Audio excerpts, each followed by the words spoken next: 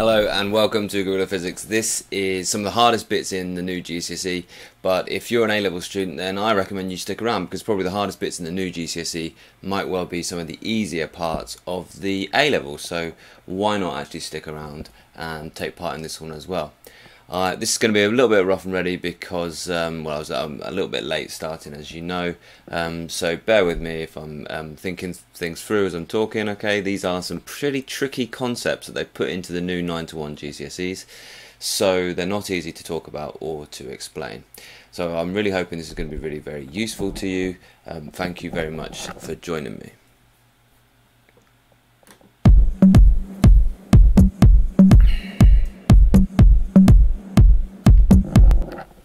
So this is GorillaPhysics and I'm Kitbert's Masters.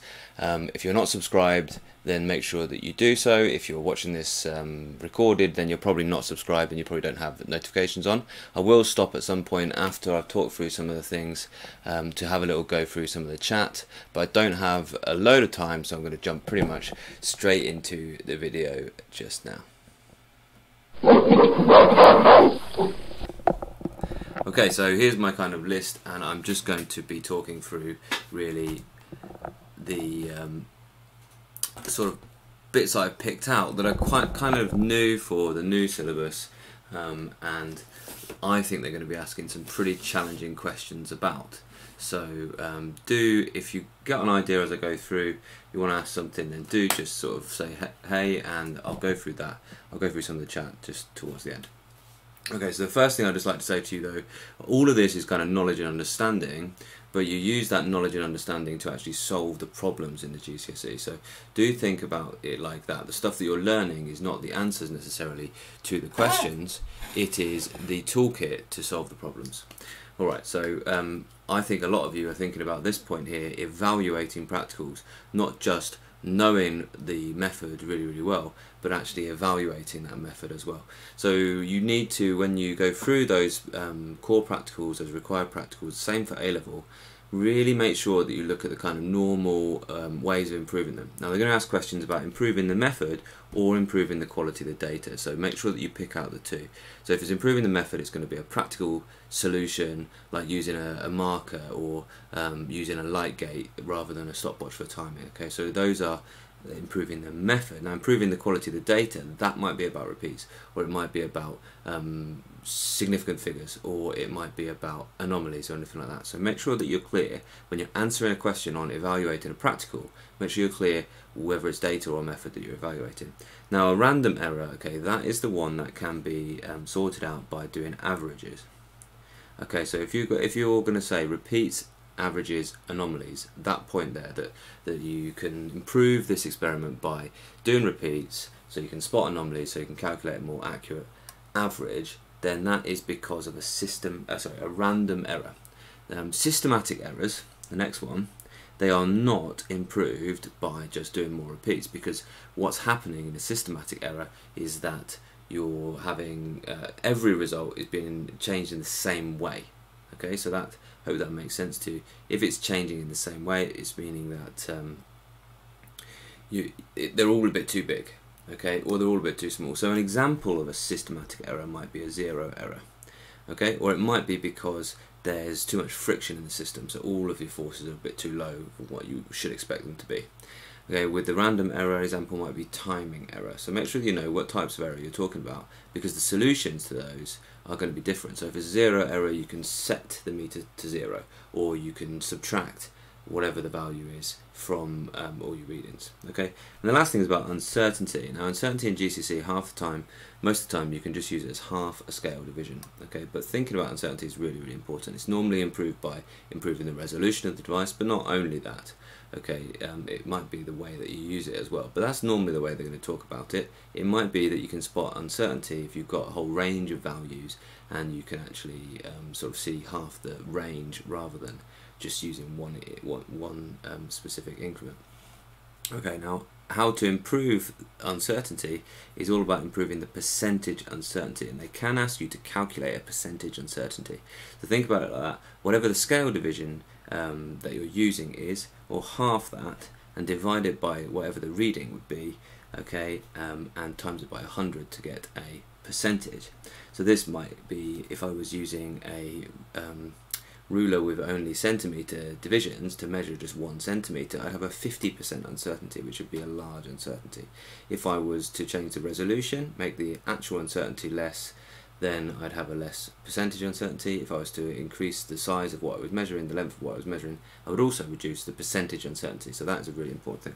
So that's about evaluating practicals. They're going to be some of the hardest questions I think they're going to ask you completely. Can you just let me all know if it's okay? I want to see if I can see the live, if I can see the like counter go up, then that would be really good, just to let me know that you can actually hear nice and clear, and that you're kind of getting this and understanding this. I will stop and do some of the chat just after a little while. I can see somebody's asked me about EdXL. This all will apply to EdXL. All of the kind of stuff in the new GCSEs will apply to pretty much all of the new GCSE specifications. I'm not sure whether they're going to be on paper 1 or paper 2 for your syllabus. This is kind of stuff I've picked out from the whole thing. Sorry about the little bit of flicker in the light there. I hope that you can kind of work your way through that. Okay, so moving on. Proportionality, inverse proportionality, and square laws. Okay, they're all in there.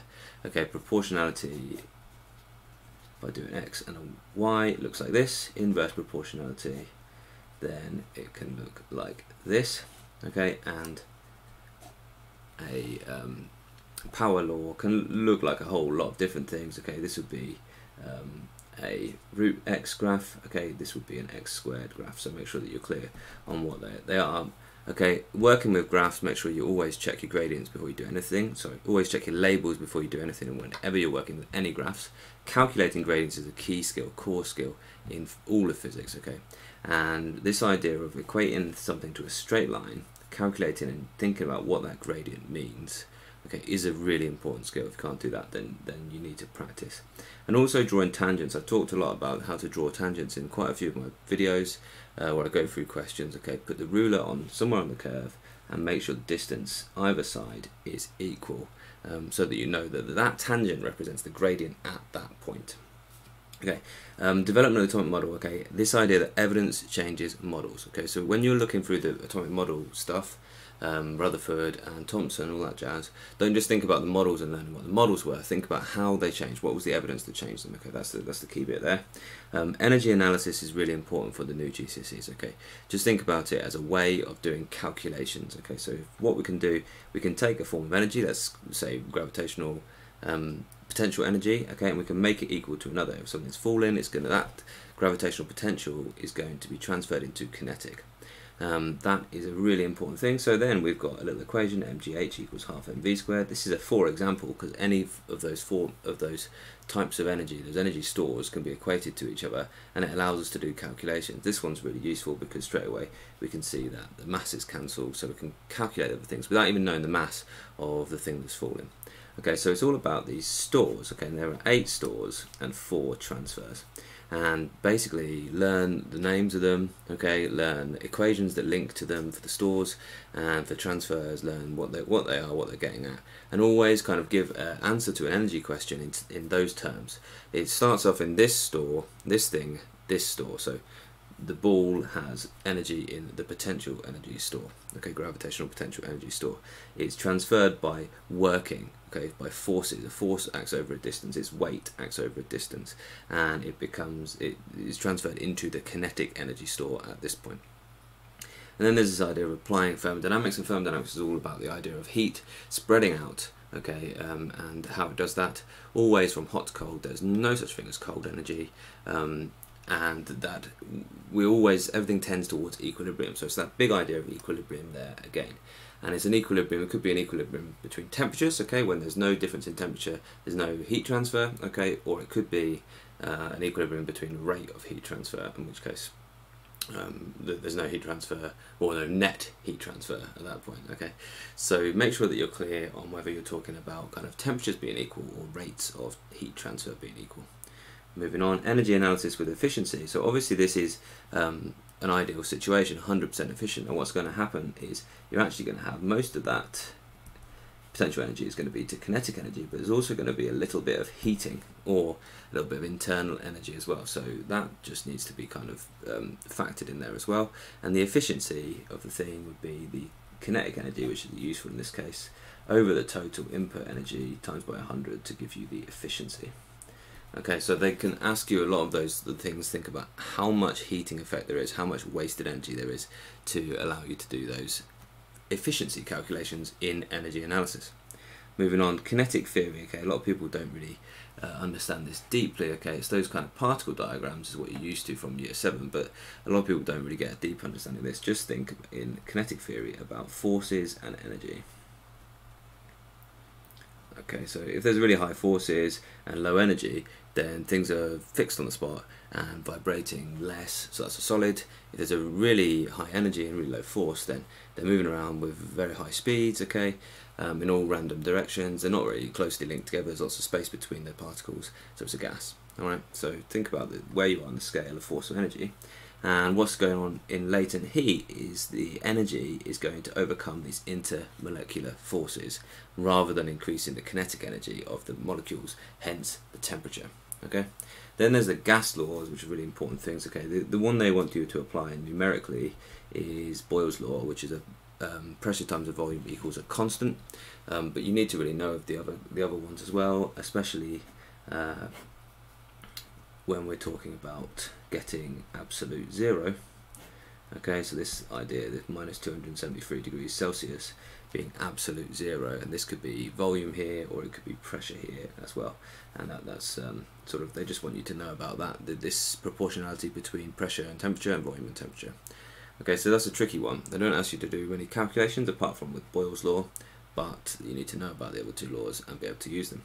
Pressure, density and depth. Okay, there's quite a lot of really interesting things there, especially about where the upthrust comes from. Okay, so if we have a tube of liquid and something submerged in it, okay, there's a slightly higher pressure underneath it, meaning that there's a slightly greater force acting at right angles on the surface below it than there is above it, and that means that there's a net upwards force, and we call that net upwards force the upthrust, or U for short.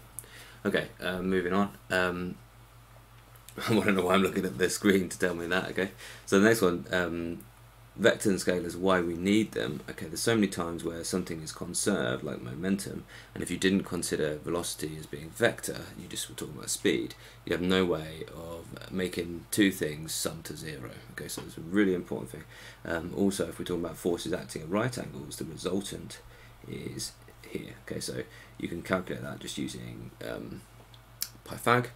Okay, if you just stick your things, always when you're dealing with vectors, combine them top to tail, and whatever your resultant is of that will be the resultant vector. You can do Pythagoras to figure out the size of that, and you can use trig to figure out any angles that you need to work out.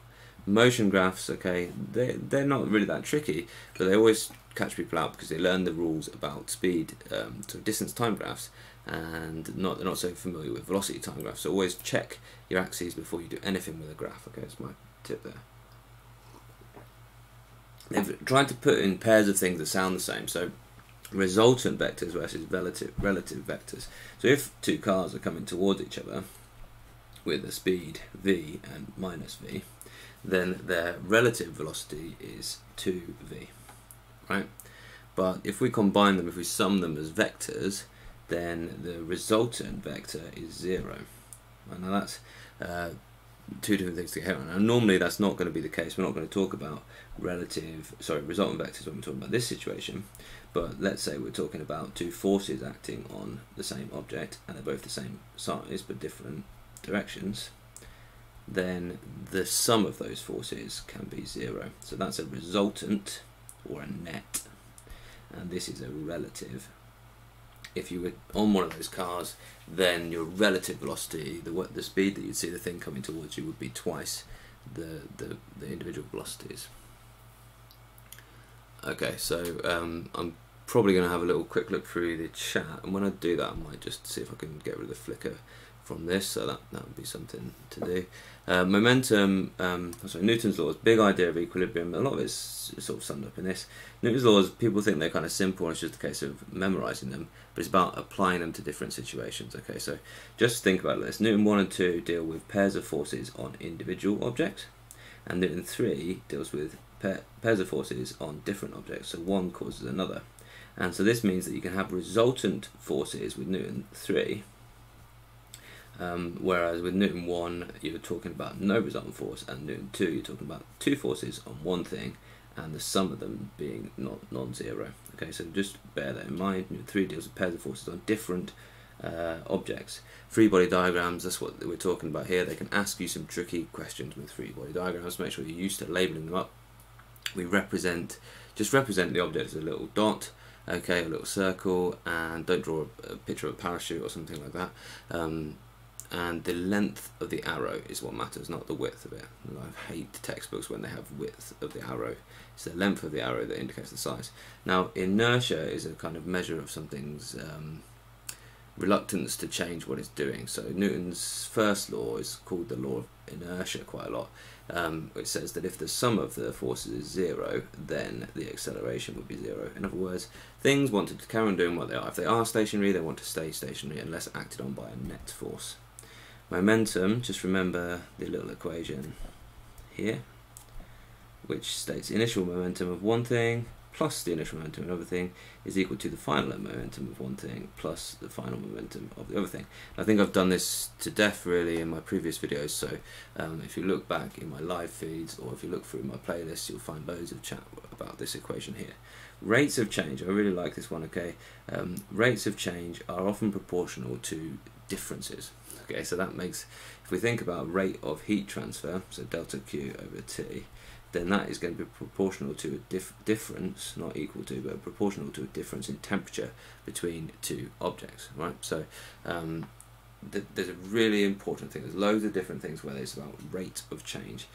Newton's second law can also be expressed as a rate of change of momentum. That's this little equation here. When we're talking about EMF induction, we're talking about rates of change of the magnetic field.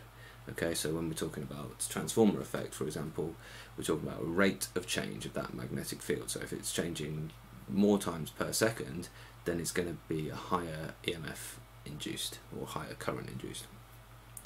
And then there's the idea of ratios. This comes up a lot, and especially to explain mechanical advantage.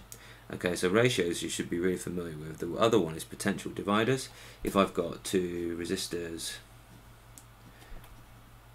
R1 and R2, and the ratio of those resistances is R1 to R2, and I put a voltage across them, then the ratio V1 to V2 is going to be equal to the ratio of the resistances.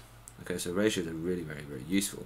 Now with levers, the mechanical advantage is just a ratio of force multiplication. Okay, so it might be times 2.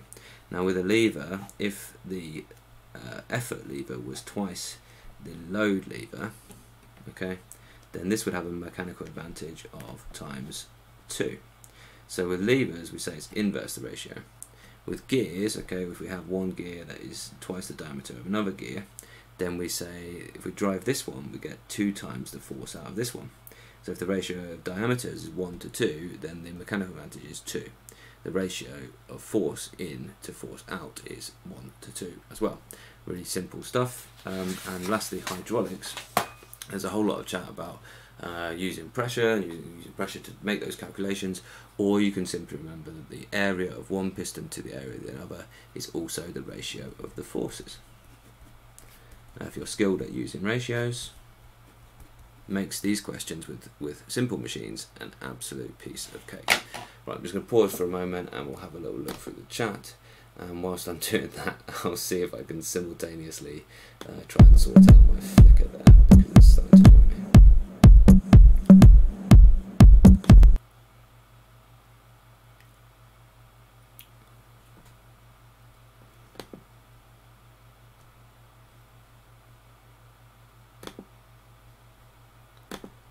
It should be a little bit better now when we go back to that. It's all about the mains electricity, which you know in this country is 50 Hertz, and you need to know that for your GCSE. And it's presumed that I'm in America, and the mains electricity in America is 60 Hertz, so it's a little bit better, I think. Okay, anything in the chat that we want just to have to tackle now? Yeah, this is why I'm doing these live feeds. Okay, it's for you guys having your exams coming up. Strong nuclear force keeps protons in nuclei, but is it also strong nuclear force between quarks? Yes, it is. Yeah, absolutely. So it's not really between protons and protons. The strong nuclear force is between the quarks that make up those protons. Okay, that strong force is felt between those sort of bound quarks as well. If that makes sense. Please remember how to can you tell me which exam board your P1 exam is? Okay. Yeah, the best way to revise is past paper questions, but I would also think about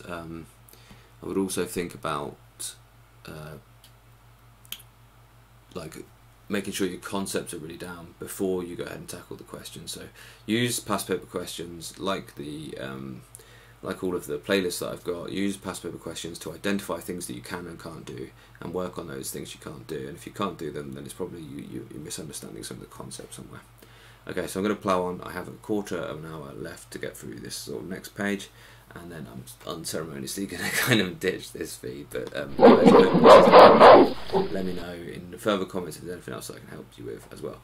So force fields, okay, is all about forces acting at distances, and you can actually use the electric field to explain a potential difference. So this is the reason why we show a Van de Graaff generator, is because you get this large electric field between two areas of charge, and that is what makes charge move. Explains why PD, difference in potential, causes currents. Okay. Also magnetic fields. Okay, make sure that you understand.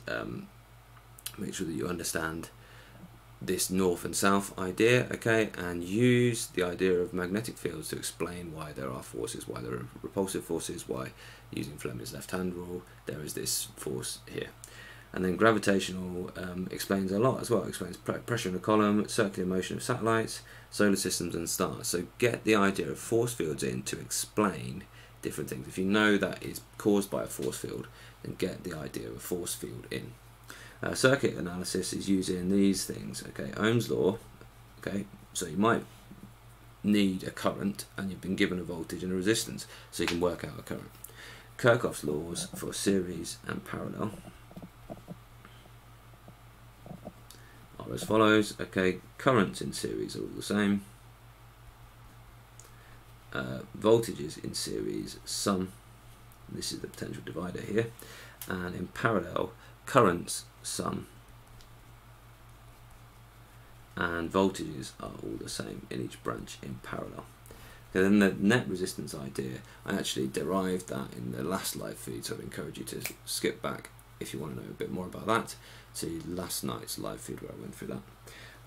Energy in waves, okay, remember waves transfer energy, not matter, okay, so an example of evidence for that might be if a cork was bobbing up and down in a pool of water in which there were waves, the cork wouldn't be moving, the energy would be, the cork not moving would show that it wasn't the material that was moving. Another thing, if you think about sound waves, okay, it's not the physical particles that are moving through the space. So if you were to, I don't know, inject like a smell or something, okay, the sound wouldn't carry the smell through because the smell particles wouldn't be moved along by the wave. Okay, they'd just be oscillating on the spot.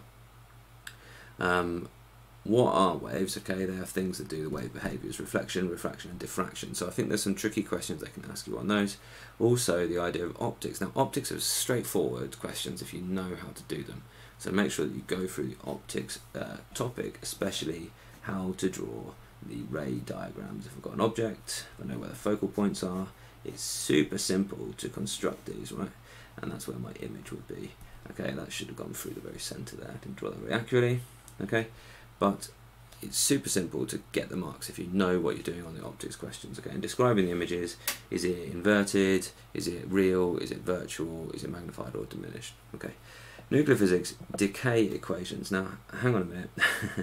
I'm thinking here, I don't think decay equations tend to come up in the GCSE. Okay, so maybe I'll talk. I was thinking maybe I'll talk about decay equations, but I don't think that I will go into decay equations just now. But half-life calculations can be pretty tricky. At GCSE, just think about this. Remember, half-life is the time, okay, taken for something to halve. Okay, so you're going to be the activity, or it's going to be the number of something to half. Okay, so firstly, figure out how many half-lives that you've gone through, and then multiply that number by whatever the length of time that the half-life is. If it's working the opposite way around, then you just use that same thinking. Okay, you've got to get to how many half-lives have passed. If you've got two numbers, how many times you have to half the top number to get the bottom number. If you've got a time, then how many full half-lives can go, and then divide that top number by however many half-lives, divide it by 2, the same number of times as however many half-lives that you're doing. Okay, fission, just remember that is splitting of large nuclei. Fusion is joining of smaller nuclei. But they all are about this idea here, that actually in nuclear equations there's a little bit of mass lost, and that mass is converted into energy. Okay, so actually they've chucked in E equals mc squared, and they could ask you some pretty tricky questions about that, not to actually calculate it, but to understand that there's this kind of mass that's gone missing, and that's been converted into energy, and that's why there's so much energy, because c squared, speed of light squared, is a very, very large number, so a little bit of mass can be transferred into a lot of energy, and that's what goes on in nuclear fission. In fact, all kind of nuclear interactions. Okay, quantum. Now, I think this is going to be some of the hardest bits. They've put quantum in there. Now, what does quantum mean? It is all about where light comes from, basically, or what light can do to atoms. And actually, if you think about this as part of the atomic models, you'll be familiar with the idea that Bohr model, if I draw a really small atom here, okay, explains a little bit of why it is that electrons don't just spiral into the nucleus. Well,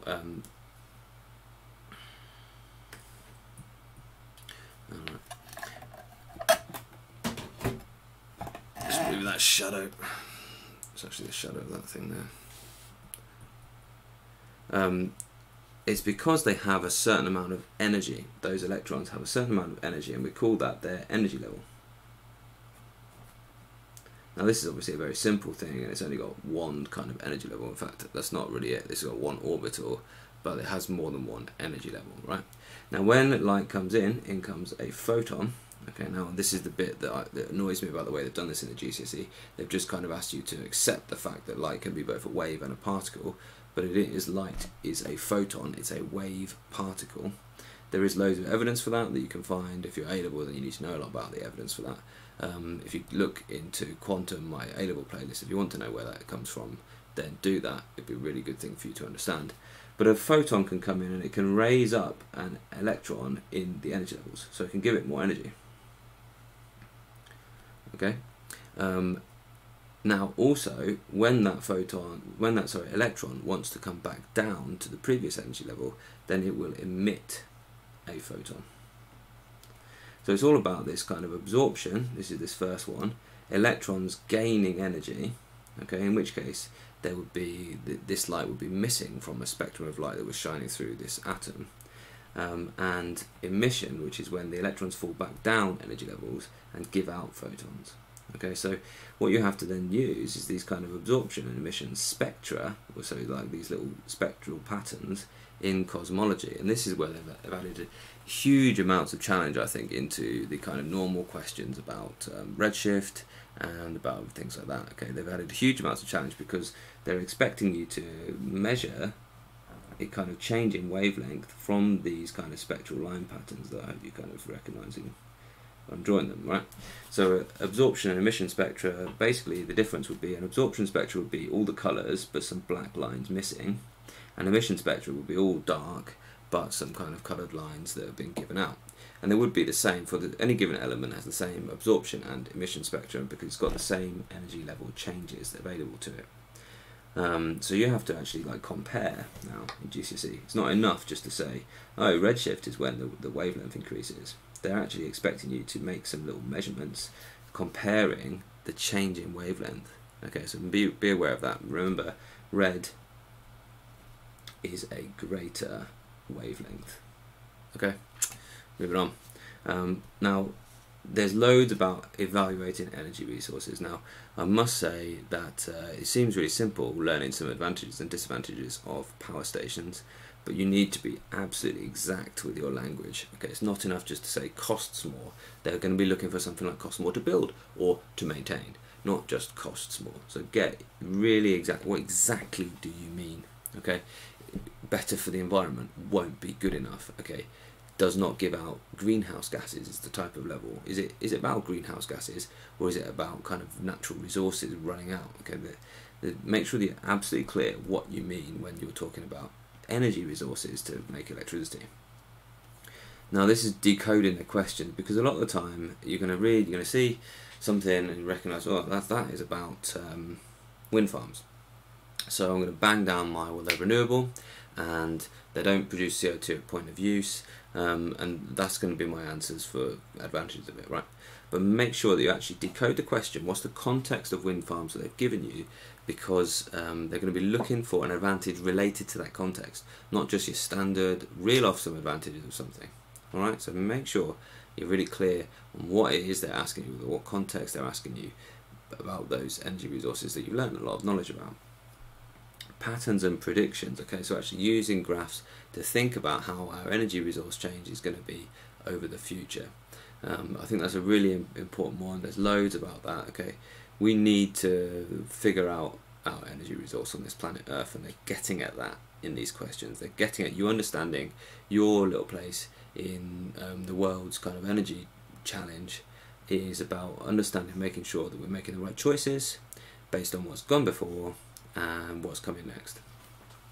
Context of the national grid, okay, making sure that you understand your transformers, okay, and the idea of step up transformer increases the voltage but reduces the current, okay, because the power is the same either side. So this is this equation, V1 I1 on the first side of the transformer, the primary side, is equal to V2 I2. Okay, so if we increase the voltage, we reduce the current because the power is the same on either side.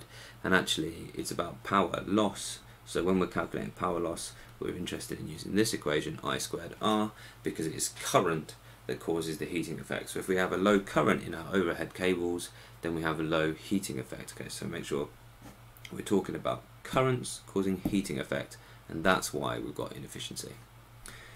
Moving on, mains electricity. Okay, so understanding there's 3 wires. Okay, the only 2 that are needed to actually power something are the live and the neutral, because there's a potential difference between them. And the live wire oscillates 50 times per second, as you can see by the flickering on my screen here. It oscillates positive and negative potential at a frequency of 50 Hertz. Okay, now the neutral wire is at a potential of 0 at all times. Okay, that means there's a potential difference between the live and the neutral wire at all times as well. Earthing is this path of low resistance. So our third pin is this earth pin, and it's a path of low resistance, so that if there is a surge of current and it melts the fuse, then it will flow to earth. So we get those down there. And fuses, again, using this idea of heating effect of the current. If there's a surge in current, then it's going to heat up the little tiny wire in the fuse melts, breaks the circuit, current flows to earth. Is your kind of common explanation for that. I'm almost done here. Okay, the context of Hubble's law, relativity and redshift. So relativity means where am I viewing this from? It's about the speed of the galaxy relative to Earth, and redshift is a measure of the change in wavelength. And his actual experiment, make sure that you know details about that, how he actually got that data. And the context of the life cycle of stars, again, thermal physics comes in there because it's all about big clouds of gas and dust, so it's about actually using your gas laws to explain that. Fusion, gravity and equilibrium. So why is it that stars are ball-shaped? Because there's this balance between fusion pressure outwards, okay, radiation pressure outwards, and gravity inwards, and there's an equilibrium. So the star is ball-shaped. Now Wien's law is something they put in, and you probably don't know it as Wien's law, but Wien's law simply states that the temperature of the star is inversely proportional to its peak wavelength. So if we measure the spectrums of these stars, we get these graphs that look like this. And they all have a peak wavelength. The hotter it is, the lower that wavelength is going to be, and it's actually inverse proportionality. Okay, so this is a way that we can classify stars by looking at their light they give off, and we can find out their temperature by using Wien's law. And lastly, the context of earthquakes, which is about P waves and S waves. P waves, remember, they're longitudinal, they are pressure waves. They're also primary waves, which means that they're the fastest ones because they get there first. S waves are surface waves. They're also transverse, okay, and they're also secondary, which means they get there slower, and you get these different shadow zones, okay, and this is how we know that the Earth has a liquid outer core and a solid inner core. That's me. I'm done. I'm going to have a little look at the chat just really quickly, but then I'm going to say good night to you all. I will come back on Thursday with some more stuff. If there's anything in particular that you really want, then do ask. What else have I got for you? I'm going to look at Edexcel A-level practicals on Thursday, and I'll do some decoding 6-mark questions on Friday. So they're the two things to look out for. Is quantum and the context of evaluating energy resources part of GCSE syllabuses? Yes, it is. Look closely. Okay, it is probably not called quantum, it's probably called energy in and out of atoms or something silly like that, but it is in there, so make sure that you check that out. Thank you very much, and good night. Thanks a lot for watching. I know that you're working hard on your GCSEs, and I'll be back on Thursday to help you out with that.